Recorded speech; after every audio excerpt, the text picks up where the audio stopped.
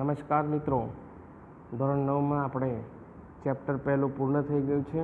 હવે આપણે ચેપ્ટર 8મું ભારતના રાજ્ય બંધારણનું ઘડતર અને લક્ષણો એ જોવાના છે. ભારતનું રાજ્ય બંધારણ બરાબર છે, આપણા દેશનું એક બંધારણ છે જે આપણે ધોરણ 8માં ચેપ્ટર જોઈ પણ ગયા છે અને એના લક્ષણો વિશેષ માહિતી છે.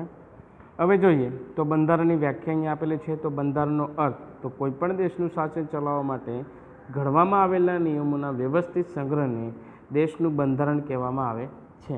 દેશનું બંધારણ એટલે શું? તો કોઈપણ દેશનું શાસન ચલાવવા માટે ઘડવામાં આવેલા નિયમોના વ્યવસ્થિત સંગ્રહને બંધારણ કહેવામાં આવે છે. આપણે જોઈ ગયા છે કે ધોરણ 8માં પણ તો દેશનું બંધારણ હોવું ખૂબ જરૂરી છે. એના વગર વહીવટ શક્ય નથી.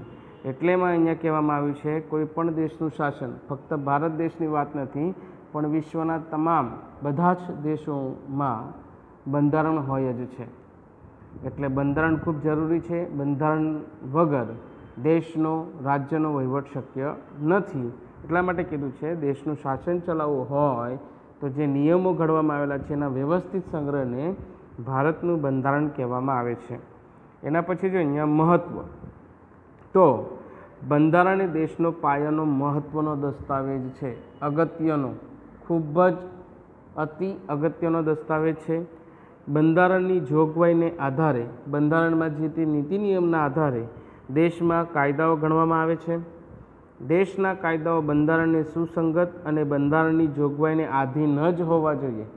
જે પણ કાયદાઓ છે તે બંધારણના આધીન જ હોવા જોઈએ. જેમ બંધારણનું લક્ષણો જોઈશું ત્યારે આપણને ખબર પડશે. બંધારણના કાયદાથી સર્વોપરી છે. બંધારણ કાયદાથી સર્વોપરી છે, મોટો છે. એટલે ટૂંકમાં બંધારણનું ખૂબ જ મહત્ત્વ છે. બંધારણના સમયાંતરે બદલાતી જતી લોકોની જરૂરિયાતો, અપેક્ષાઓ, આકાંક્ષાઓ, ઈચ્છાઓ અને લોકોની ઉચ્ચ ભાવનાઓનો પડઘો છે. તેથી બંધારણને જીવંત અને મૂળભૂત દસ્તાવેજ કહેવામાં આવે છે. બરાબર. બંધારણમાં સમયાંતરે સમયે પરિવર્તન થતું હોય છે.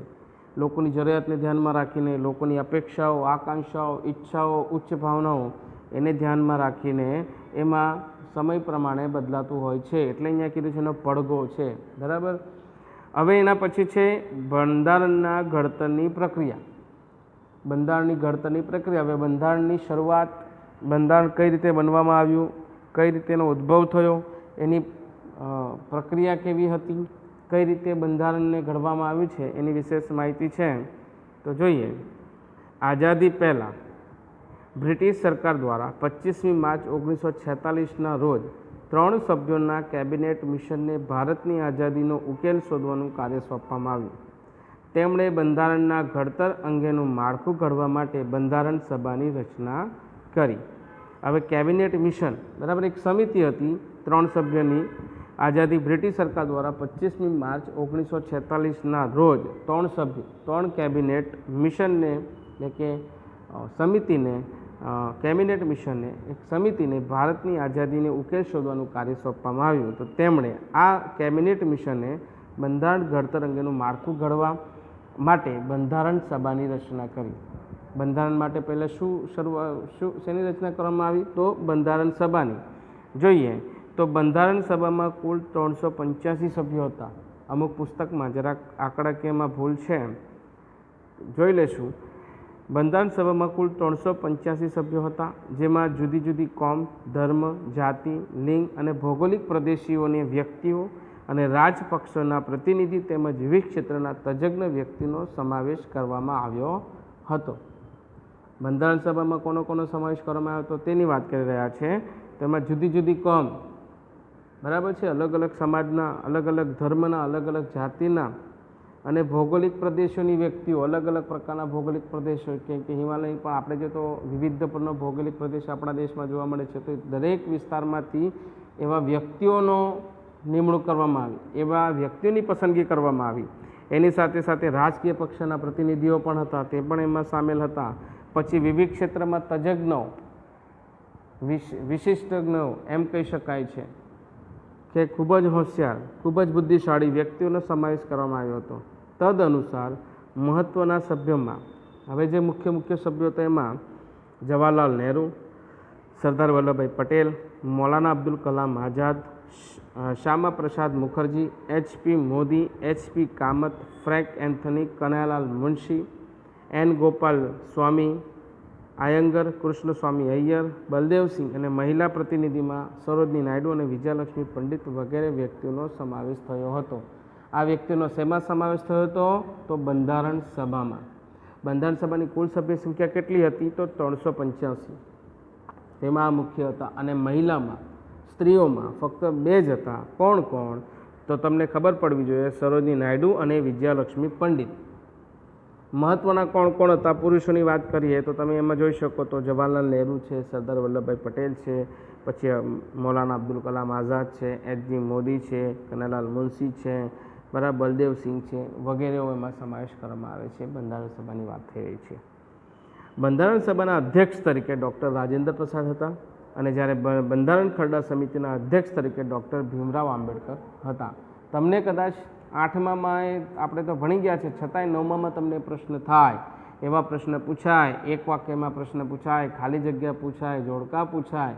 એમાં તમને પ્રશ્ન પૂછવામાં આવે કે ડૉક્ટર બાબા સાહેબ આંબેડકર એને કઈ નિમણૂક તરીકે પસંદ કરવામાં આવી હતી? તો આપણે કહી શકીએ એમાં આપણો જવાબ હોય ખરડા સમિતિના અધ્યક્ષ તરીકે. પછી એમ કહી શકાય કે બંધારણ સભાના અધ્યક્ષ તરીકે કોણ હતા? તો ડૉક્ટર રાજેન્દ્ર પ્રસાદ. અને તમને કહું, તમને માહિતી ખાતર એટલું કહું કે એ સમયમાં ડૉક્ટર રાજેન્દ્ર પ્રસાદ એ આપણા પહેલાં રાષ્ટ્રપતિ હતા. તો એ સમયમાં એમને અધ્યક્ષ તરીકે હતા અને ખરડા સમિતિના અધ્યક્ષ તરીકે ડૉક્ટર બાબા સાહેબ આંબેડકરની નિમણૂક પસંદગી કરવામાં આવી હતી. હવે જો શું થયું ત્યારે એના પછી તો આ બંધારણ સભાએ જે 385ની જે સભા હતી, જે સભ્યો હતા, એ સભ્યો દ્વારા જે બંધારણ સભા કાર્યરત કરી રહી હતી એ સમયમાં, તો એ બંધારણ સભા તેમની કામગીરી 9મી ડિસેમ્બર 1946માં શરૂ કરી. ક્યારે? તો 1946માં 9મી ડિસેમ્બર 1946માં બંધારણ બનવાની શરૂઆત થઈ. બંધારણ સભાએ 2 વર્ષ 11 માસ અને 18 દિવસોમાં મળેલી કુલ 166 બેઠકમાં કામગીરી પૂર્ણ કરી હતી. શરૂઆત ક્યારે કરી હતી? તો 9 ડિસેમ્બર 1946માં શરૂઆત થઈ, બરાબર. અને એમને કેટલો સમય લાગ્યો બંધારણ સભાને? 385 જે સભ્ય આમાં કામ કરી રહ્યા હતા એમને તો આમાં કીધું છે એમાં 2 વર્ષ 11 માસ અને 18 દિવસોમાં મળેલી કુલ કામગીરી એટલે કે 166 બેઠકમાં આ બંધારણ ઘડાયું હતું, બન્યું હતું. એના પછી જો આ પ્રક્રિયામાં તેઓ દુનિયાના જુદા જુદા દેશોમાં બંધારણના મહત્ત્વના લક્ષણોનો અભ્યાસ કરી તેને વિગતપૂર્ણ ચર્ચા વિચારણા કરી બંધારણને આખરી સ્વરૂપ આપ્યું હતું. કોઈ એક વ્યક્તિથી નથી બન્યું. આમાં 385 સભ્યોએ કામ કર્યા હતા. બધાની આવડત, બધાની બુદ્ધિ ને એમણે પોતાના અંગત કે વ્યક્તિગત પ્રશ્નો નથી આમાં કર્યા. એમણે શું કર્યું છે તો આમાં તમને વિશેષ માહિતી આપી છે. તો એમણે તેઓએ દુનિયાના બધા જ દેશોમાંથી બધા દેશોના બંધારણનું સ્વરૂપ જોયું, એમાં ચર્ચા વિચારણા કરી, એમાંથી જે કંઈક સારા નિયમો હતા એ ધ્યાનમાં લીધા અને પછી એ રીતે અભ્યાસ કરીને પૂર્ણ વિગતે પૂર્ણ ચર્ચા વિચારણા કરીને બંધારણને આખરી સ્વરૂપ આપ્યું. એટલે કે બંધારણની જે રચના હતી એ પૂર્ણ કરવાની પ્રક્રિયાની આગળ હતી. એટલે ટૂંકમાં કહી શકાય કે પૂર્ણ થઈ રહી હતી. હવે એમાં શું થાય છે જો તો બંધારણના પ્રથમ, અહીંયા તમે જોઈ શકો તો બંધારણના પ્રથમ 395 અનુચ્છેદ આર્ટિકલ્સ અને 8 પરિશિષ્ટ હતા. બંધારણ ઘણું મોટું પુસ્તક છે, ઘણું મોટું બંધારણ છે. તો એમાં ટોટલ કેટલા હતા? તો પ્રથમ 395 અનુચ્છેદ અને આર્ટિકલ્સ કહેવાય અને 8 પરિશિષ્ટ હતા. અલગ અલગ વિભાગના નીતિ નિયમો એમાં મૂકેલા હતા. ત્યારબાદ સુધારા વધારા સાથે 461 અનુચ્છેદ આર્ટિકલ્સ અને 12 પરિશિષ્ટ થયા હતા. જો તમને ખબર પડી જોઈએ બંધારણ સભાની સભ્ય સંખ્યા કેટલી? 385. એમાં મહિલા 2 પ્રતિનિધિ સરોજના નાયડુ અને વિજયાલક્ષ્મી. શરૂઆત ક્યારે થઈ બંધારણ સભાની? બંધારણ લખવાની શરૂઆત ક્યારે થઈ, ઘડવાની શરૂઆત ક્યારે થઈ? તો 9મી ડિસેમ્બર 1946. એમને કેટલો સમય લાગ્યો હતો? તો 2 વર્ષ 11 માસ અને 18 દિવસોમાં 166 બેઠક કુલ બેસીને પછી આ બંધારણ ઘડાયું હતું. એમાં પણ તમે જોઈ શકો તો શરૂઆતમાં જ્યારે બંધારણ ગણાયું, આખરી સ્વરૂપ આપ્યું એ બંધારણ સભ્યોએ એને જ્યારે આખરી સ્વરૂપ આપ્યું ત્યારે એમાં જોઈ શકીએ તો 395 આર્ટિકલ્સ હતા અને 8 પરિશિષ્ટ હતા. હવે એમાં વધીને કેટલા થાય છે?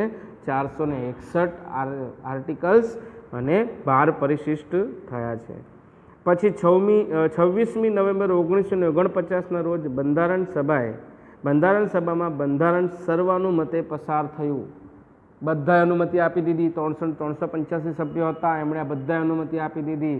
અધ્યક્ષે અનુમતિ આપી દીધા. રાજેન્દ્ર પ્રસાદ જે અધ્યક્ષ હતા એમણે, ખરડા સમિતિના અધ્યક્ષ એમણે અનુમતિ આપી દીધી ને એ રીતે સર્વાનુમતે પસાર થયું અને કાયદાનું સ્વરૂપ અપાયું.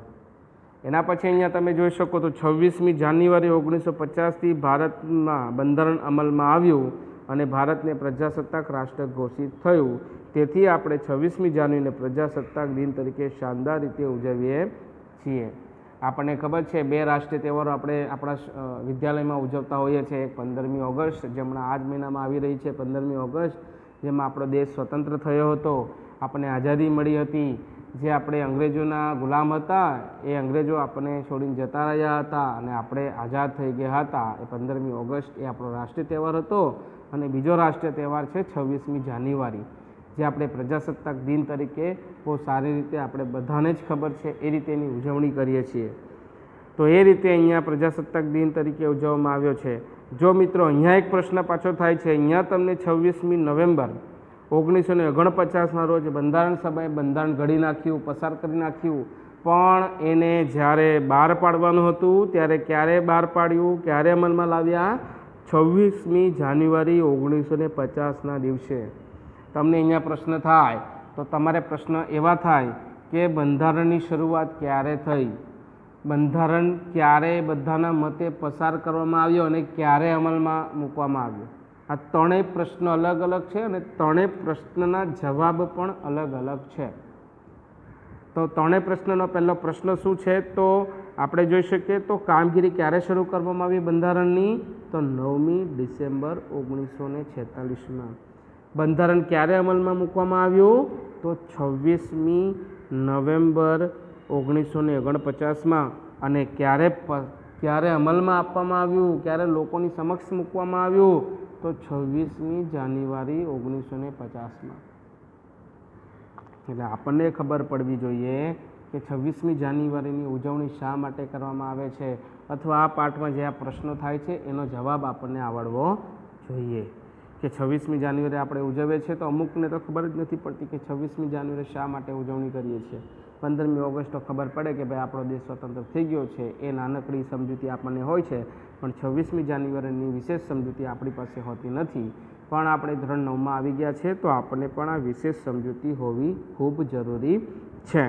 તો અહીંયા જો શરૂઆત 9મી ડિસેમ્બર 1946માં, પસાર કરવામાં આવ્યું 26મી નવેમ્બર 1949માં અને જ્યારે અમલમાં આવ્યું તો 26મી જાન્યુઆરી 1950માં. બરાબર છે.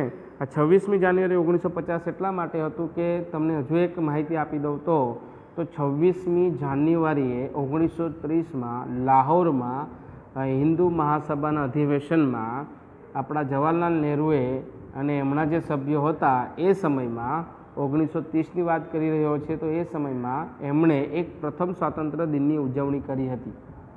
તો એમને એમ થયું કે આ દિવસે આપણે સ્વતંત્ર થઈ જવાનું છે, પણ અમુક સંજોગો અનુસાર એવું બન્યું નહીં, પણ એમણે પ્રથમ સ્વાતંત્ર્ય દિનની ઉજવણી કરી નાખી હતી. તો આ પ્રથમ સ્વાતંત્ર્ય દિન તરીકે આ દિવસને યાદ રાખવા માટે 26મી જાન્યુઆરીને પસંદ કરવામાં આવ્યા હતા. એટલે 26મી જાન્યુઆરી 1950ના દિવસે આપણું પ્રજાસત્તાક કે આ જે બંધારણ અમલમાં આવ્યું હતું ને આપણને એ દિવસને પ્રજાસત્તાક દિન તરીકે ઓળખવામાં આવે છે.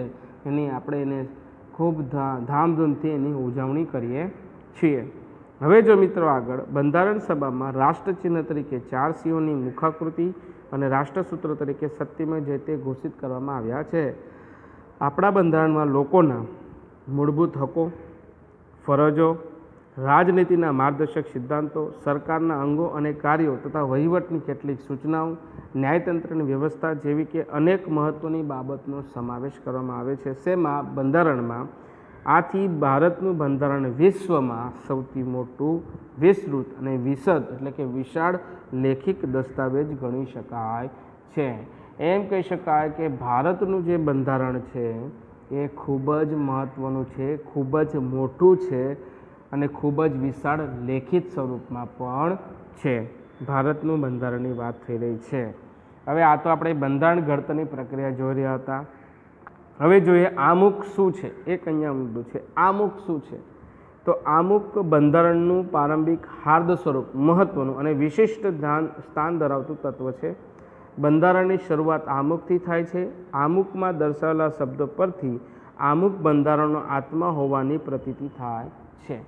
જેમ આપણે પુસ્તકમાં અનુક્રમણિકા હોય ને એ પ્રમાણે પાઠો દર્શાવેલા હોય છે પુસ્તકમાં, તો આ બંધારણમાં પણ આમુખ એક અનુક્રમણિકા તરીકેની કામગીરી કરી રહ્યું છે અને ખૂબ જ મહત્ત્વનું હોય છે. એટલે આમુખમાં જે કંઈક શબ્દો બતાવેલા છે એ શબ્દ પરથી બધા નીતિ નિયમો ઘડવામાં આવેલા છે. બધા રાષ્ટ્રને અનુબંધમાં એ બધી જ બાબતો ઘડવામાં આવેલી છે. હવે જોઈએ ભારતનું સંવિધાન. તો તમે અહીંયા જોઈ શકો છો ભારતની સંવિધાનની વાત થઈ રહી છે, તો અહીંયા પુસ્તકમાં આપેલું છે, તો જોઈ લઈએ થોડુંક. ભારતનું સંવિધાન અહીંયા આપેલું છે. તો આમુખ તમે જોઈ શકો તો સંવિધાનનું જે પુસ્તક હોય છે એમાં આમુખમાં આ શબ્દો આપેલા છે. જોઈએ તો આપણે એકવાર ફરીથી ધ્યાન આપીએ. અમે ભારતના લોકો ભારતને સાર્વભૌમ, સમાજવાદી, બિનસાંપ્રદાયિકતા, લોકશાહી, પ્રજાસત્તાક તરીકે સંસ્થાપિત કરવાનો તથા તેના સર્વ નાગરિકોને સામાજિક, આર્થિક અને રાજકીય વિચાર, અભિવ્યક્તિ, માન્યતા, ધર્મ અને ઉપાસનાની દરજ્જા અને તકની પ્રાપ્ત થાય તેમ કરવાનો અને તેઓ સર્વના વ્યક્તિનું ગૌરવ અને રાષ્ટ્રની એકતા અને અખંડતાના સુદૃઢ કરે એવી વિકસાવવાનો ગંભીરતાપૂર્વક સંકલ્પ કરીને અમારી સંવિધાન સભામાં 26 નવેમ્બર 1949 માગસર સુદ 7 વિક્રમ સંવત 2006ના રોજ આ સંવિધાન અપનાવી તેને અધિનિયમિત કરી આપણે પોતાની જાતને અર્પિત કરીએ છીએ. આ આમુખના શબ્દ છે ને આના પર આખા બંધારણના નીતિ નિયમો ઘડાયેલા છે.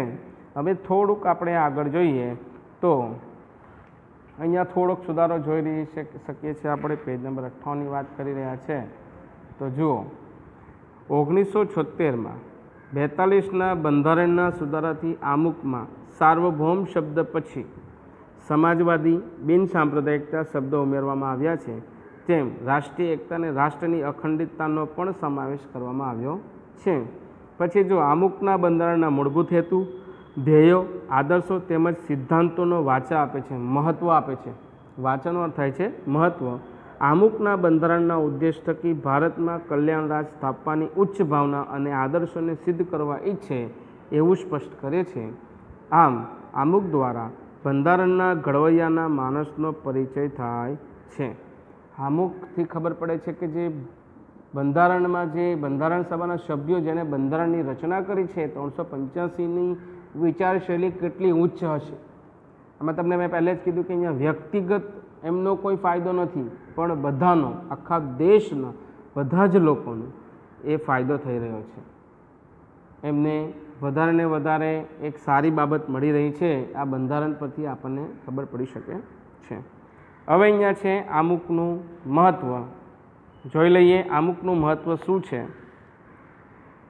આમુખ બંધારણનો આત્મા કયો છે, તે જ રીતે એનું મહત્ત્વ સવિશેષ છે. કોઈપણ કાયદાના ઘડતરમાં તથા તેને પૂરી રીતે સમજવામાં કે અર્થઘટનમાં માર્ગદર્શન મળે છે.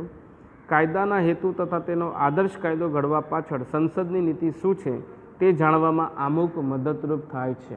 આમુખનું મહત્ત્વ ખૂબ જ વધારે છે. આમુખ પરથી ખબર પડે છે કે સંસદમાં જે લોકસભા અને રાજ્યસભામાં જે નિયમ બને છે તો એ યોગ્ય છે કે નહીં, એ આના પરથી ખબર પડે છે ને આ મદદરૂપ પણ થાય છે. કયા પ્રકારની મુશ્કેલીમાં નિવારણ અર્થે કાયદાને ઘડવામાં આવે છે તેનો નિર્દેશ આપણને આમુખમાંથી સ્પષ્ટ થાય છે. આમ આમુખના બંધારણનો અર્ક છે, મહત્ત્વનો ભાગ છે એમ કહી શકાય. કાયદાની કોઈપણ કલમમાં કે વિગતમાં કોઈ અસ્પષ્ટતા કે વિસંવિધતા ઊભી થાય, કોઈપણ પ્રકારનો વિવાદ ઊભો થાય, ન ખબર પડતી હોય, અસ્પષ્ટ છે, ગેરસમજ થતી હોય, તો કાયદાના હેતુનો સ્પષ્ટ થતો ન હોય ત્યારે આમુખ કાયદાની કલમને સમજાવવા, તેનું અર્થઘટન કરવામાં મદદરૂપ બને છે. આમ અમુક બંધારણની જોગવાઈને સમજવામાં હોકાયંત્રની ગરજ સારે છે. જેમ હોય હોકાયંત્ર શું હોય છે, એક સાચી દિશા બતાવે છે, તેમ અમુક પણ જ્યારે કોઈ પ્રકારની આવો વિવાદ થતો હોય, ગેરસમજ થતી હોય, અસ્પષ્ટ બાબત થતી હોય ત્યારે એને યોગ્ય દિશા બતાવવાનું કામ પણ કોણ કરે છે? અમુક કરે છે. અમુકની રાષ્ટ્રીય એકતા, અખંડિતતા, નાગરિકતા વચ્ચેની બંધુત્વની ઉમદા ભાવના અને આદર્શનો પડઘો છે. અમુકને ઉચ્ચ આદર્શો તથા ધ્યેયનું પીઠબળ પણ છે. પીઠબળ એટલે કે બેકઅપ, પાછળની શક્તિ. બરાબર, જેમ આપણે આપણા ઘરે હોઈએ તો આપણી પાછળની શક્તિ આપણા માતા પિતા છે, તેમ બંધારણની જોગવાઈને જે પાછળની જે શક્તિ હોય છે, જે પીઠબળ કહી શકાય છે, તે અમુક છે. એટલે આ રીતે અમુકનું મહત્ત્વ છે. આમાં આપણે ખાલી હવે આટલા સુધી જોવાના છે. અમુકના આધાર સ્તંભો જોઈ લઈએ તો અમુકના આધાર સ્તંભો કયા કયા છે? તો ભારતના બંધારણના અમુકમાં વ્યક્ત થયેલા આધારરૂપ શબ્દો જેવા કે ભારતના લોકોમાં આપણે જોઈ રહ્યા છે તો સાર્વભૌમ, સમાજવાદી, બિનસાંપ્રદાયિકતા, લોકશાહી, પ્રજાસત્તાક, બંધુકતા, ન્યાય, સમાનતા, સ્વાતંત્ર્ય, રાષ્ટ્રીય એકતા અને અખંડિતતા વગેરે છે. જે મુજબ આપણે ફક્ત 3 આધારસ્તંભ જોવાના છે. અહીંયા 3 આધારસ્તંભ આપેલા છે. એક લોકશાહી છે, પછી અહીંયા તમે જો સમાજવાદી છે ને અહીંયા બિનસાંપ્રદાયિકતા છે. આ એમ કહી શકાય કે આધારસ્તંભો અમુકના આધારસ્તંભો છો. જો ફરીથી હું તમને જોઉં છું તો અહીંયા તમે જોઈ શકો છો તો જો અહીંયા બધાના શબ્દ આપેલા છે: સાર્વભૌમી, સમાજવાદી, બિનસાંપ્રદાયિકતા, લોકશાહી, પ્રજાસત્તાક, બરાબર, પછી ન્યાય, સ્વતંત્રતા, સમાનતા, બંધુત્તા. આ બધા શબ્દો અમુકમાં આપેલા છે. એ અહીંયા આપણે જોવાના છીએ. હવે મિત્રો આપણે આટલા સુધી જોવાના છે અને જ્યારે પણ આપણો પીરિયડ હશે ત્યારે આપણે જોઈશું. તમારે વ્યવસ્થિત બધું વાંચન કરી લેવાનું છે અને ન સમજ પડે તો આપણે વોટ્સઅપમાં તમે શબ્દ લખીને અથવા ફોટો પાડીને પણ મને મોકલી શકો છો, તો આપણે એનું નિરાકરણ કરી શકીશું. એટલે આટલા માટે આપણે આટલું જોવાના છે. Okay, thank you.